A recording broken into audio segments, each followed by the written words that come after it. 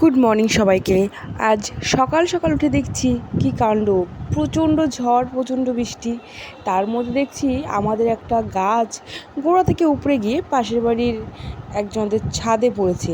তো বাবা সকালবেলা উঠে গেছে, গাছটা কাটছে। বাবা গাছটা প্রচণ্ড বড় আর প্রচণ্ড শক্ত। বাবা গাছটা পুরোটা কাটতে পারলো না, অর্ধেকটা রেখে দিল কেটে, পরে কাটবে বৃষ্টির মধ্যে।